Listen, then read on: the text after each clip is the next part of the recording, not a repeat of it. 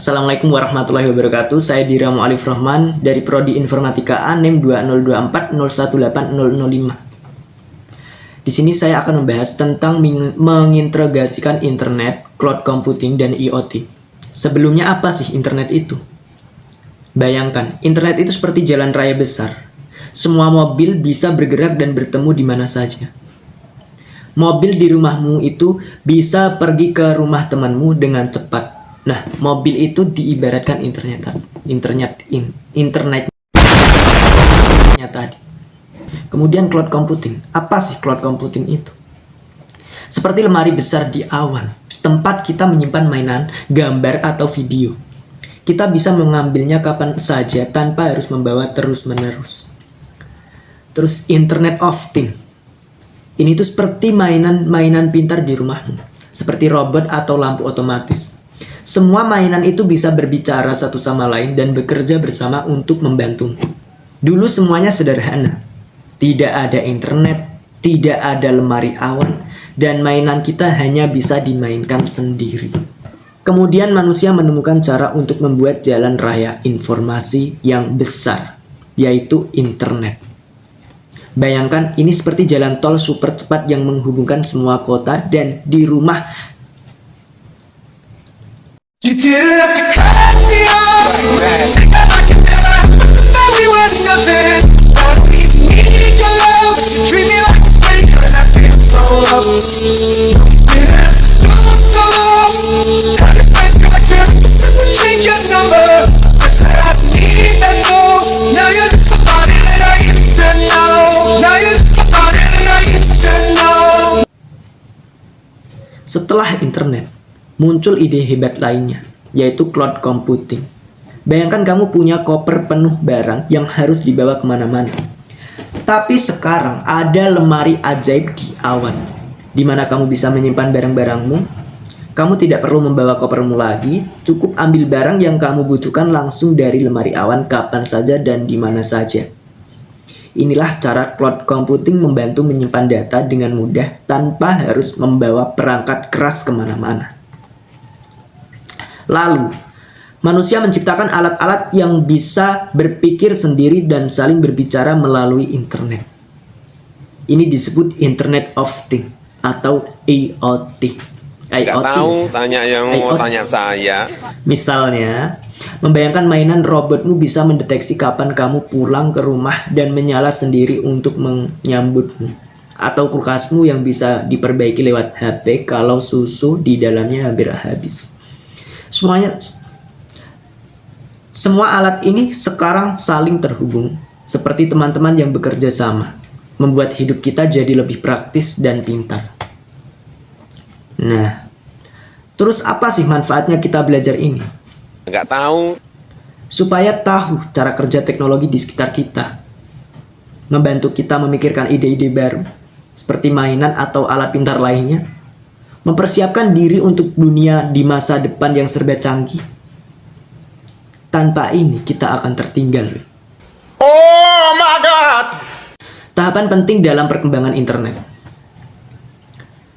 Pada tahun 1969, internet dicetuskan. Internet dimulai dengan proyek bernama APRANET yang dikembangkan oleh Departemen Pertahanan Amerika Serikat. Bayangkan ini seperti cikal bakal sebuah jalan tol kecil yang hanya menghubungkan beberapa kota atau komputer saja. Proyek ini menjadi fondasi untuk menghubungkan jaringan di masa depan. Kemudian pada tahun 1971, email pertama kali digunakan sebagai metode komunikasi. Ini seperti mengganti surat kertas dengan pesan digital yang bisa dikirim langsung melalui komputer. Inovasi ini mempermudah komunikasi jarak jauh, membuat menyurat menjadi jauh lebih cepat dan efisien. Dan pada tahun 1983, komunikasi antar jaringan. Tahun ini, protokol TCP/IP diperkenalkan. Protokol ini adalah aturan yang memungkinkan komputer dan jaringan. Tahun ini, protokol TCP/IP diperkenalkan. Protokol ini adalah aturan yang memungkinkan komputer dari jaringan yang berbeda bisa berbicara satu sama lain. Bayangkan TCP/IP seperti bahasa universal yang dapat dipahami oleh semua perangkat, sehingga mereka bisa saling bertukar pesan. Kemudian 1961. Kemudian 1990. Lahirnya World Wide Web atau biasanya disingkat WWW. Pada tahun ini, World Wide Web atau WWW diciptakan oleh tim Berners-Lee. WWW menjadi seperti perpustakaan besar yang dapat diakses oleh semua orang di seluruh dunia melalui internet. Ini adalah momen penting ketika informasi tidak hanya bisa dikirim, tetapi juga dapat ditemukan dan dibaca secara langsung dari mana saja. WWW membuka era baru dalam akses informasi, membuat internet menjadi lebih cepat, bermanfaat, dan mudah digunakan. Data pengguna internet global pada tahun 2024. Jumlah pengguna ada 5,52 miliar orang yang menggunakan internet pada tahun 2024. Angka ini setara dengan 67,5% populasi dunia. Bayangkan, jika dunia adalah desa dengan 10 orang, hampir 7 orang di desa itu sudah terhubung ke internet. Pertumbuhan tahunan. Dalam 12 bulan terakhir, pengguna internet bertambah 151 juta orang. Ini seperti menambahkan populasi 2 kali jumlah penduduk Jepang dalam 1 tahun saja. Contoh aplikasi internet. Yang pertama ada smart home atau rumah pintar.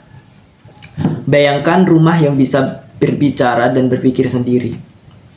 Lampu pintar misalnya, yang menyala otomatis saat kamu masuk ruangan dan mati ketika kamu pergi.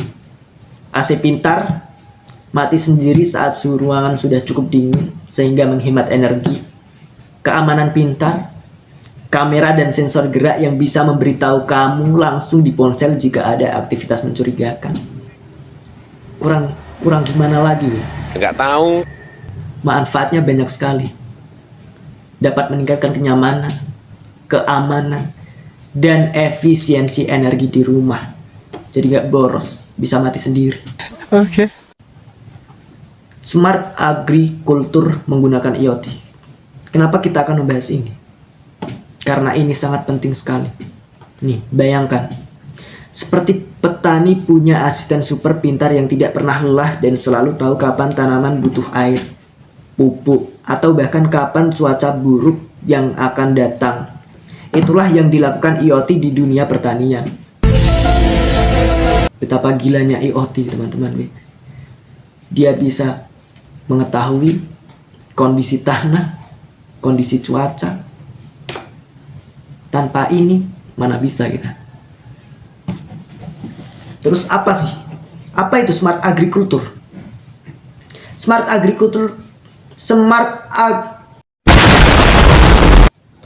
agriculture adalah pertanian modern yang menggunakan teknologi IoT atau Internet of Things.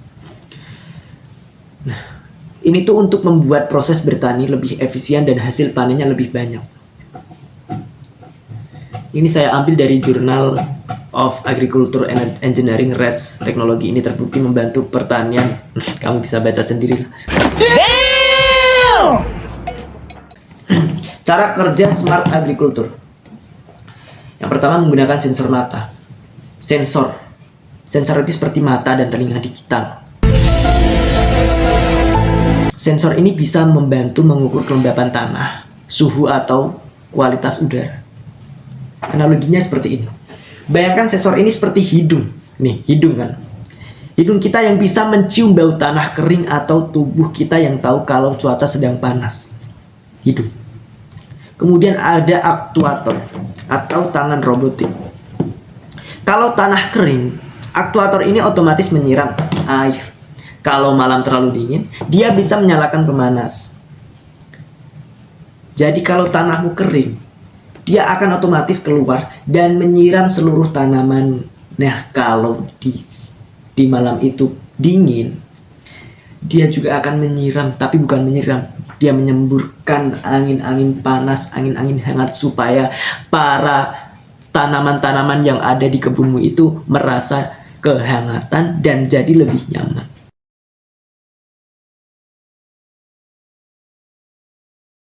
Seperti kipas angin otomatis yang tahu kapan kamu kepanasan. Nih.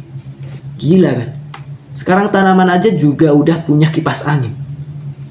Sekarang selanjutnya saya akan aja. Selanjutnya protokol IoT atau bahasa khusus mesin. Semua alat ini berbicara satu sama lain lewat protokol IoT seperti MQTT atau HTTP.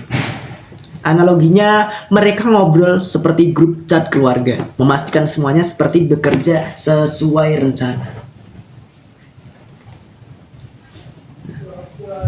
Apa sih keuntungannya untuk petani?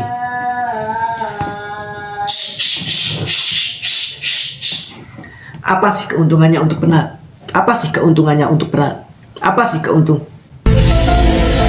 Apa sih keuntungannya untuk petani? Banyak banget bos keuntungannya ya. Keuntungannya seperti punya asisten yang selalu memberitahu. Contohnya, ini waktunya siram tanaman bos, jangan sampai lupa. Tanamanmu udah kering. Nah, itu bukan manusia yang memberitahu, tapi robot, tapi AI. Gimana nggak enak lagi? Gimana nggak enak bos? Gimana nggak enak? Udah tinggal diem, kita dapat informasi, kita pencet dari handphone, kebunmu bisa menyiram air sendiri tanpa bantuan manusia, tanpa kita mengeluarkan tenaga lebih maksudnya.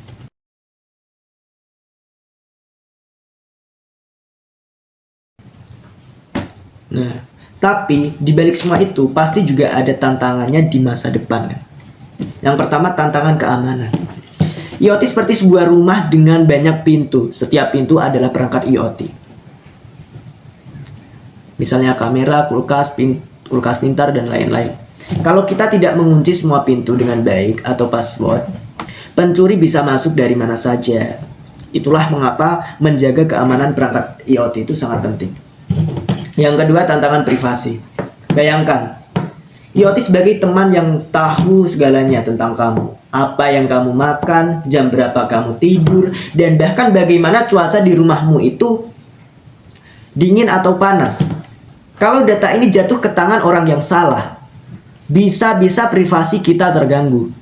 Oleh karena itu, privasi adalah tantangan besar dalam teknologi IoT. Walaupun banyak keuntungannya, tapi kita harus mempertimbangkan efeknya. Oke. Yang ketiga, masa depan IoT atau AI dan machine learning. Di masa depan, IoT akan seperti robot pintar yang bisa belajar dari kebiasaan kita, bos. Contohnya, AC yang otomatis tahu suhu favorit kamu atau mobil yang tahu rute terbaik tanpa kamu perlu bilang. Google Maps.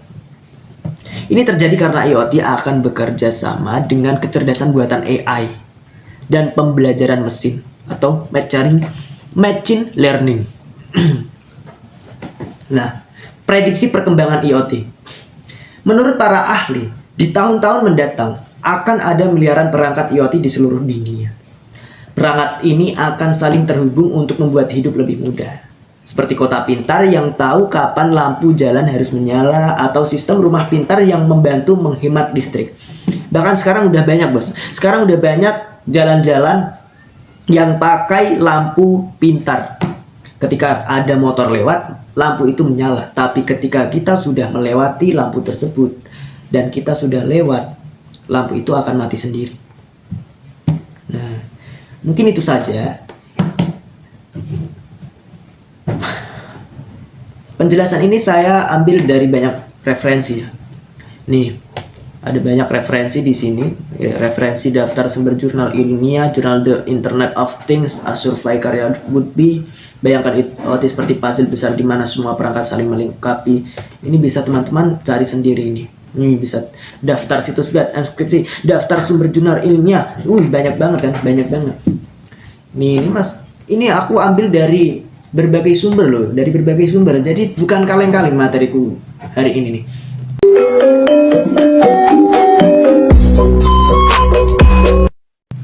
Mungkin cukup itu saja ya yang bisa saya sampaikan. Kurang lebihnya saya mohon 100.000. Kurang lebihnya saya mohon 500. Kurang lebihnya saya mohon maaf. karena memang saya baru belajar membuat video edukasi. Assalamualaikum warahmatullahi wabarakatuh. Saya Dira Mu'alif Roman dari Prodi Informatika Hore. Cis, ayo Cis.